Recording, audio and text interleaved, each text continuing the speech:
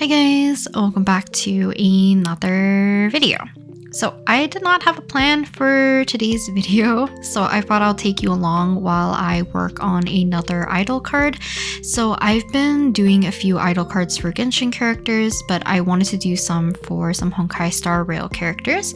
So we are starting off with Dan Heng, and in the bottom right hand corner I kind of have the sketch that I did in Procreate, as I was not planning on doing this particularly for a video and I already sketched 3 characters out already. So to kind of get set up for today's little session, I am going to be doing the line art and the coloring and all of that on Clip Studio Paint rather than in Procreate. As you guys know, kind of my disdain of doing line art on the iPad. So it was just easier for me to sketch first on Procreate because it's one of the programs I feel the most used to, and I find myself working a little bit more cleaner in terms of my sketches versus when I'm sketching on Clip Studio Paint. I tend to go a little bit more willy-nilly and a little bit less detailed, if that makes sense.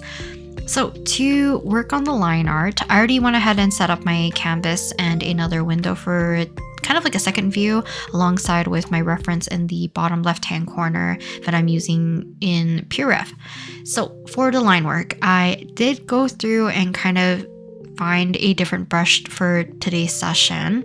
I feel like every time I work in Clip Studio Paint, I end up actually just trying new things and just trying new brushes, new settings, everything like that. So for today, I decided to switch up to the MaruMaru noise brush. If I can kind of see on my computer screen, it's a little bit small, so I'm not too sure if I'm reading that correctly.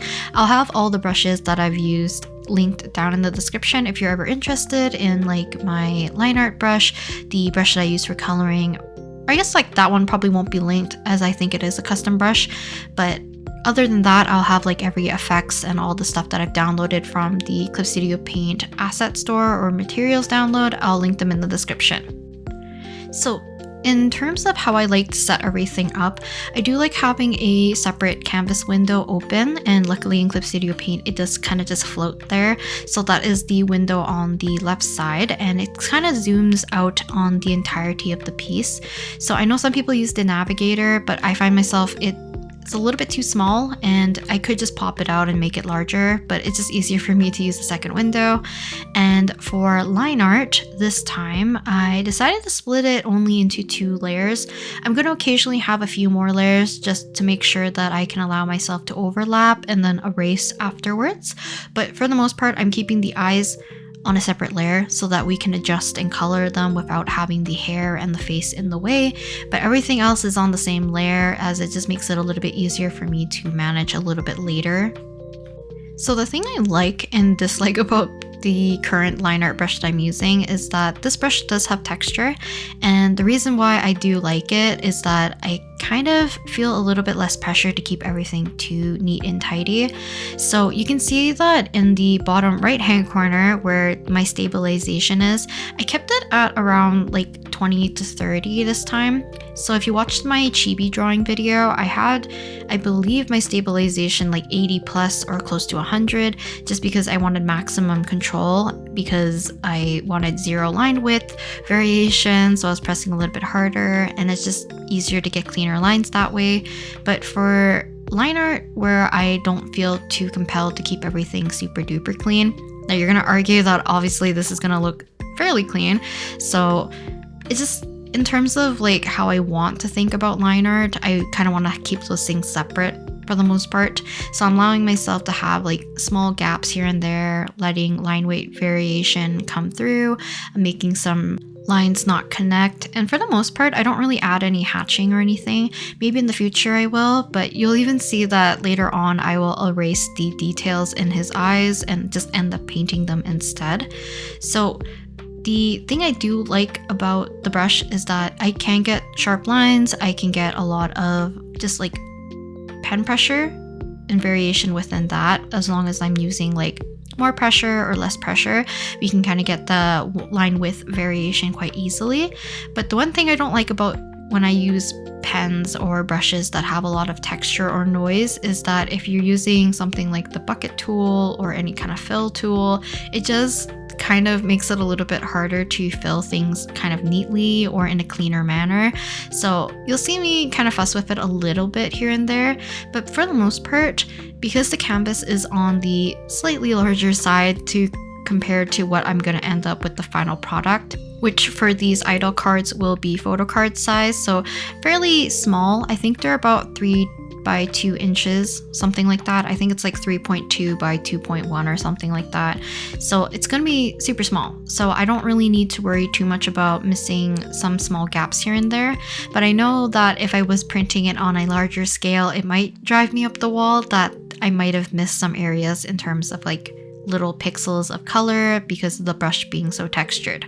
So right here on the left hand side, I'm going to be showing you guys kind of the breakdown of how I have my layers and folders set up.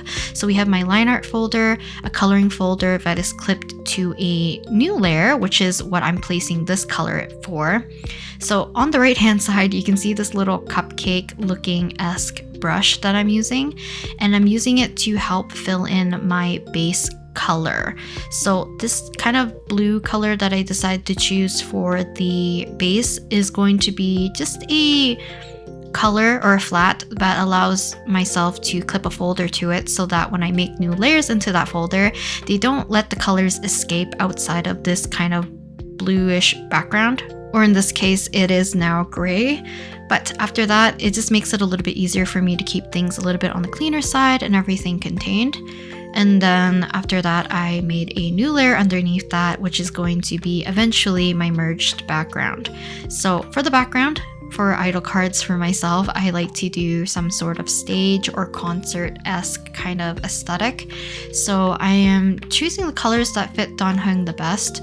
So for previous cards that I've done for Genshin characters, because they were more or less towards like sets. So I did Aggravate, which is mostly the Sumeru boys, and then I did Breeze, which were the 6 Animal boys. They kind of had like specific themes, so I tried to tailor their colors closer to a set. But for Dan Heng, I decided that I will tailor the colors specifically for his color palette. And moving forward, I think for the most part, I'm not going to do a set for the Star Rail characters. I would like to kind of mix and match, so I'll make sure the backing card is going to be exactly the same throughout all the characters. But in terms of the background, it does make it a little bit easier for me to have Dan Heng kind of blocked out, just because I'm not going to be accidentally putting details that are not going to be seen behind Dan Heng, so it just makes it a little bit easier for me to plan. Other than that, I do like doing the background first, so that once we decide to color Dan Heng, it makes it a little bit easier for me to tailor the colors in a more appropriate manner in terms of the atmosphere and lighting. So now with the background done, I went ahead, made a new layer within the folder, as you can see, and the little red line on the left side of my folder is clipped to the gray base layer. So you can see that when I was coloring in the skin initially, everything is kind of nice and contained, so I don't really have to erase too much. So for coloring in general, I like to start off with a base color, and in this case, I did start with the latest color for our skin tone just because I found it a little bit easier for me to paint the shadows in, and I don't really need to paint the highlights a little bit after. So I decided to put the left side of his face more into shadow, and we have the right side of his face, or like the right side of the canvas, more exposed to the light, and we can add a little bit of effects a little bit later, but I don't really do too much touch up. I add mostly the lighting effects to his hair and his clothing because it's not like a super dark atmosphere that I decided to go with, so hopefully it makes a little bit of sense. So kind of like behind the scenes planning for these kind of like idol cards, I know for, I think, yeah, Breeze and Aggravate, so like my Genshin idol cards, I did end up doing small sketches of like their entire outfit in a very vague manner so that I could differentiate how I wanted each of the individuals to have their aesthetics. And in the end, I did do photo cards of all of them alongside with a print. So I did end up drawing them twice, but for these idol kind of cards for Honkai Star Rail, I'm not too sure if I'm going to do actual full illustrations for them other than the photo cards.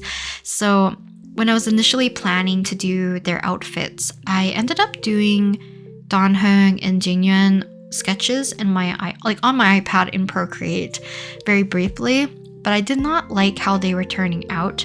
So I ended up just sketching on the fly for the next 3, which happens to be the Dan Heng that you're seeing right now, alongside with, I think, Gepard and Aventurine, I believe, is what I had currently planned out.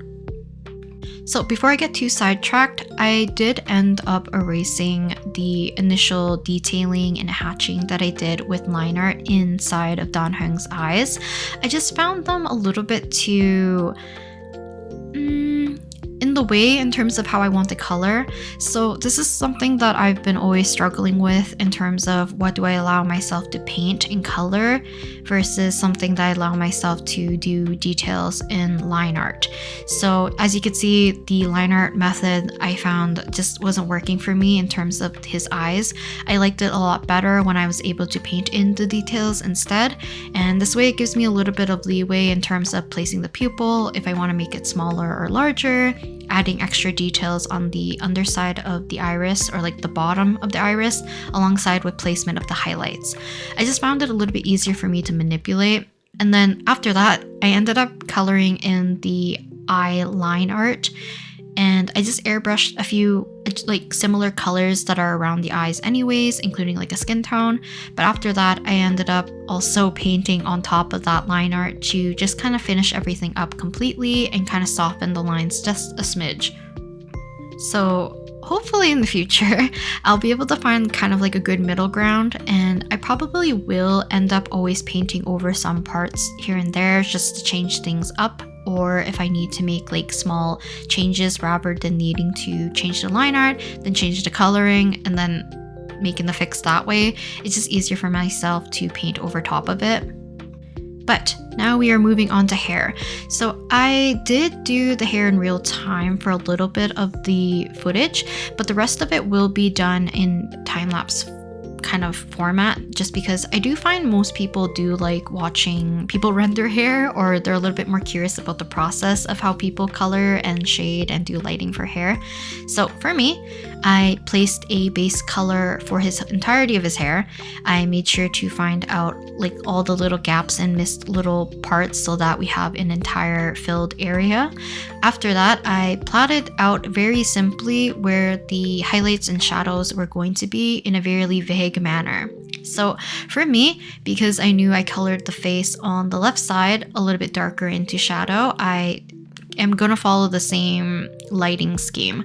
So I added more of a darker color to the left side of Dan Heng's head, kind of following a slight curve as well, just because we want to keep it a little bit more 3D. And then as we approached the right side of the canvas, I ended up adding a little bit of a lighter grayish blue alongside with adding colors from the background. So adding a little bit of that greenish teal, and later on you'll see me add a little bit of yellow and just like all that into the highlights. But after that, I ended up using a little bit of the lasso tool to add in some shadows, just because, you know, I end up playing around a little bit more in Clip Studio Paint. So I did do this for when I was doing the Breeze cards. So it just made it a little bit easier for me to quickly kind of make sharper edges and plan out some of the texture of the hair strands. And then after that, I will go back to the soft paint brush and start to actually render out everything. So I am pulling colors from the right side and slowly bleeding them into the left, and then some of the left colors bleeding into the right, so that the entirety of his hair is kind of like harmoniously connected together without having it like really harsh shadow on one side versus like softer shadows on another side, just because the lighting is a little bit more consistent and even. I definitely think like if you do have a harsher shadow, then making that indication would be very necessary. But for me, I like keeping things a little bit on the softer side. I definitely think I forget to buff out those little shadows on the right hand side to be a little bit softer. They're still very much sharp and clean from the lasso tool doing most of the work there. And then the last thing I like to do for hair is to bleed in the skin tone if I can. So I'm still following a very similar method to how I do hair digitally on Procreate as well. So keeping it a little bit more painterly and allowing myself to keep things I don't know, on the softer-ish side, but leaving my brushstrokes kind of visible here and there and not being too worried about making things look like super clean, if that makes sense.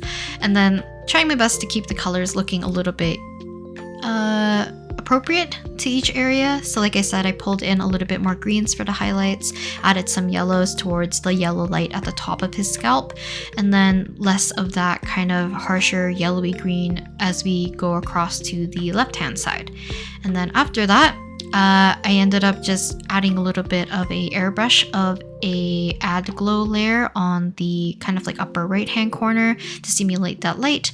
I've also added another skin tone kind of airbrush on top of his hair, and I decided to lower it a little bit so that we don't lose the value of his hair, but I definitely wanted to soften a little bit more of the hair around his face. Last but not least is the clothing. So I talked about this in other videos. I tend to have like a specific order that I like to color things in. So I usually do skin, then eyes, then the hair, and then clothing, accessories, then we do the line art usually, and then effects and any color adjustments at the very end. So for the colors, instead of using the kind of like cupcake fill tool, I decided to just bucket everything in, and then after that I will manually color in certain details and fill in any areas that I ended up missing with the bucket tool, because inevitably I will always miss something, so it's just easier for myself to fill them in manually. After that, we're gonna add some very vague looking highlights right here and then some shadows. So for the shadows, I ended up using a multiply layer set to kind of like mid-tone-ish purpley blue, and then I will start to plan out shapes mostly, and if I really want to, I will alpha lock this layer and kind of fuss around with some of the values, but in the end I don't really do that for this particular piece. I think the colors kind of fit for the most part, but I will also end up just choosing new colors as we start to render each area. So occasionally when I do clothing, especially in Clip Studio Paint, and if I'm working with line art, as you can see, I'm probably not going to be doing it right now, but a little bit later, I will select a lot of the areas around the object that I'm painting. So in this case, I'm painting Dan Heng's gloves. So it would be easier probably to select his gloves, like make a selection on the inside of the line art, and then after that, I can paint only the inside. But because I have some unconnected lines and some lines that might catch, or like, I don't know, it feels like that it's being snagged by the selection tool, it just makes it a little bit easier for me to select the outside of the area and then invert it so that we can color everything on the inside. So here I'm coloring in his gloves, added a little bit of the skin tone to the lighter parts of his gloves, added a little bit of rim lighting or bounce light to his gloves with the green or the teal color. So whenever I'm picking colors for a particular piece, I do like grabbing colors that are just surrounding the certain area. In this case, I did not add a lot of yellow to certain places, but for, I guess, like some parts of the greenish teal color, I did grab the skin tone a little bit so I can help neutralize some of the areas that are in shadow. But for the most part, I just keep adding new colors from the color wheel into my kind of like my rendering process, so that we can most likely just end up darkening our values for the most part and just upping some saturation in some other parts, knocking back some other colors, and just trying to find a good balance for the most part.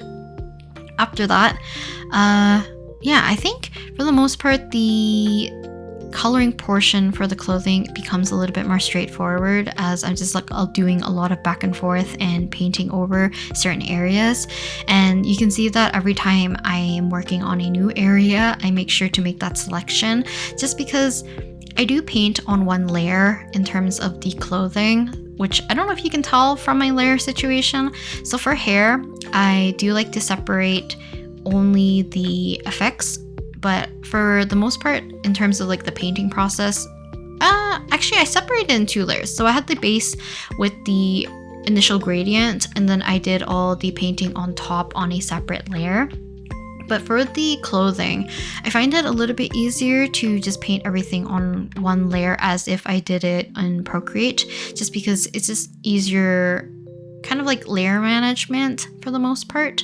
But to make it easier on myself, I do have to make the selection so that I'm not bleeding colors into one another, just because I don't like flipping through layers and trying to find which layers, let's say like the gold parts of his outfit, the white parts, the red parts.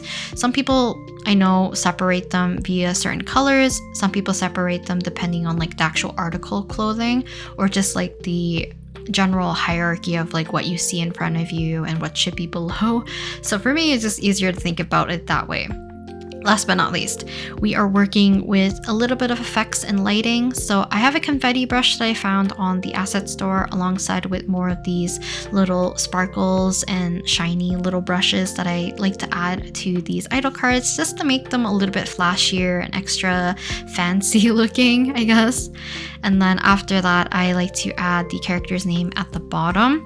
One, because I do like the photo cards as if like low-key they're signed or something like that, but mostly it's because I don't think if the character is super identifiable, because I'm changing the design quite a bit, I like to put some kind of indicator so that if anyone's looking for a specific character, this could be an option and it won't go below the radar, I guess. But I think that is pretty much the end. I did do the usual Gaussian blur as well on top, but I definitely think that this is the end of today's little drawing session. Hope you enjoyed it, and I'll talk to you guys next time in the next video. Bye!